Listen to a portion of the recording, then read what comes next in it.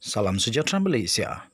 Terima kasih kerana menonton video-video berita-berita terkini daripada channel ini.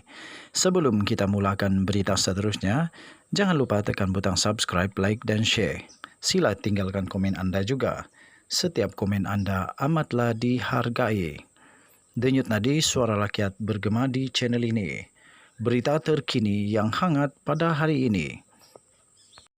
Salam sejahtera Malaysia, selamat petang. Berita terkini daripada sabudin.com.net bertarikh 19 Julai 2022 dengan tajuk Kenapa Najib tak mahu ulas tawaran Jolo?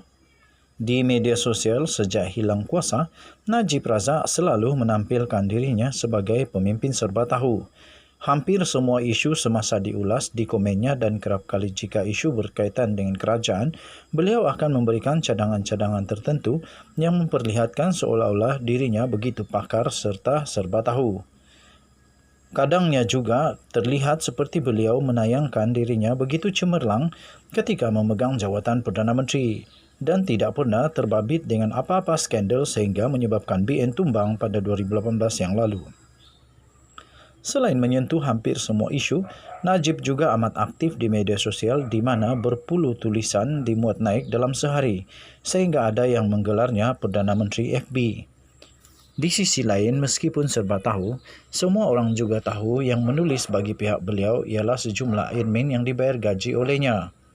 Kalau berkaitan kucing, itu baru Najib sendiri yang memuat naiknya. Sebab itu tidak mengherankan ketika dia di mahkamah, Najib sering menjawab tidak tahu ketika ditanya oleh pihak pendakwa raya.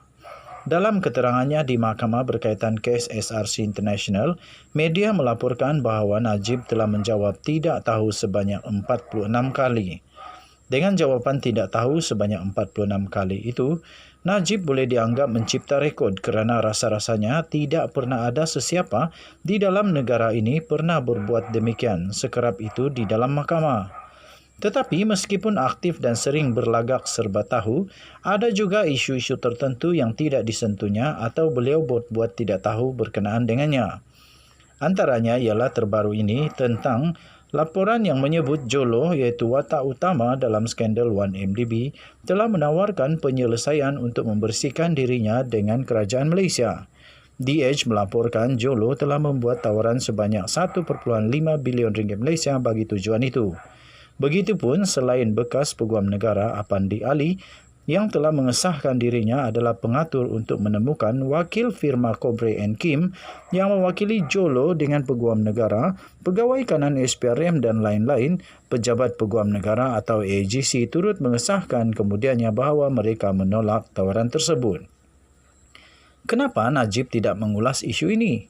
Bukankah ini isu penting dan menjadi bualan rakyat? Sepatutnya sebagai Perdana Menteri Facebook yang serba tahu, beliau tidak harus menyisihkan dirinya daripada memberi komen atau membuat ulasan berkenaan tawaran Jolo itu. Kalaupun tidak mahu mengulas tentang bagaimana Apandi Ali yang pernah membebaskannya daripada skandal 1MDB boleh dilantik oleh firma yang mewakili Jolo, Najib setidak-tidaknya masih boleh mengulas berkenaan penolakan AGC itu. Misalnya, ulaslah sama ada wajarkah AGC menolak tawaran Jolo itu atau sebaliknya. Sebaiknya tawaran tersebut diterima. Juga komenlah sikit sama ada jumlah 1.5 bilion yang ditawarkan oleh Jolo itu suatu jumlah yang berpatutan atau jumlahnya patut dinaikkan lagi. Nampak macam tak lengkap profil sebagai Perdana Menteri FB yang serba tahu jika Najib tidak mengulas atau memberi komen berkaitan isu ini. Belum terlambat dan masih sempat lagi untuk Najib berbuat demikian demi memenuhi keinginan pengikut-pengikutnya dan rakyat Malaysia yang ingin mengetahui ulasannya. Jolo pun berkali bertunggu-tunggu sama ulasan Najib kali ini. Ditulis oleh Sabudin Husin 19 Julai 2022.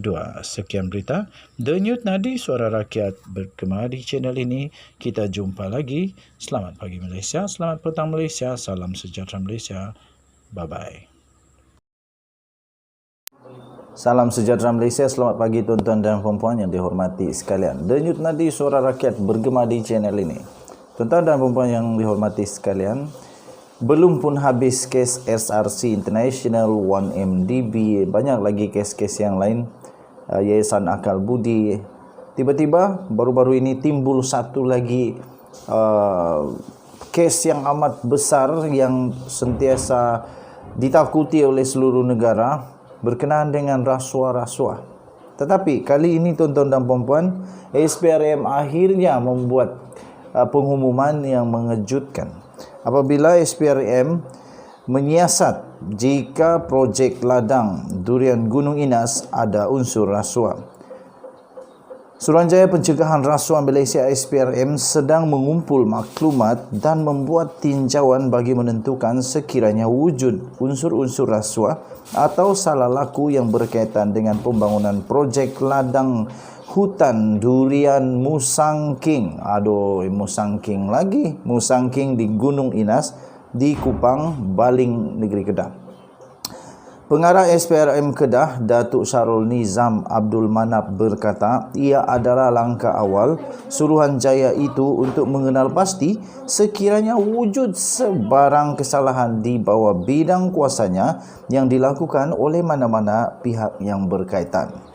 Katanya dalam kenyataan itu, buat masa ini pihak kami akan menemui dan juga pegawai-pegawai agensi yang terlibat dan mereka yang boleh membantu kami dalam tujuan untuk pengumpulan maklumat yang relevan, katanya. Tambahnya lagi, jika ada asas berlaku kesalahan rasuah, maka pihak kami akan ambil tindakan sewajarnya. Tambahnya lagi, jika berlaku sebarang pelanggaran prosedur, maka perkara ini akan dirujuk kepada pihak yang terlibat untuk tindakan penambahbaikan, katanya ketika dihubungi oleh bernama pada hari ini. Beliau berkata SPRM akan mendapatkan dokumen dan kenyataan saksi yang terlibat dalam membuat keputusan pada peringkat awal projek itu diluluskan atau lebih awal daripada itu. Syarul Nizam berkata sekiranya SPRM tidak menemukan sebarang kesalahan di bawah bidang kuasanya, Suruhanjaya itu akan menyerahkan kepada agensi lain untuk tindakan yang lanjut. Pada 4 Julai yang lepas, beberapa kawasan di Baling dilanda banjir selepas hujan lebat berterusan selama 3 jam menyebabkan 1,490 penduduk terjejas selain meragut 3 nyawa. Pembangunan ladang durian Musangking di Gunung Inas berhampiran kawasan tragedi didakwa menyumbang kepada kejadian itu yang mendorong desakan pelbagai pihak agar siasatan dilakukan ke atas projek itu. Tuan-tuan dan puan yang dihormati sekalian, memang bikin panas betul-betul kalau ini sebab hujan banjir, banjir kilat tersebut yang telah menyebabkan ramai orang dilanda musibah dan ada 3 nyawa yang melayang kerana perkara ini. Memang bikin panas. Dan memang saya setuju supaya SPRM buat siasatan betul-betul kalau memang ada unsur rasuah, kalau memang patut dihadapkan ke mahkamah, diambil tindakan. Jangan main-main. Ini boleh melibatkan keselamatan orang. Ini boleh melibatkan nyawa orang. Sekarang didakwa pula ladang ataupun pegunungan ladang di durian Musangking di Gunung Inas berhampiran kawasan tragedi itu didakwa menyumbang kepada kejadian itu yang telah mendorong desakan pelbagai pihak agar siasatan dilakukan ke atas projek terbabit. Siasat betul-betul, betulkah itu puncanya? Kalau betul itu puncanya, pastikan orang yang berkenaan dihadapkan ke mahkamah. Kesian orang yang dilanda musibah.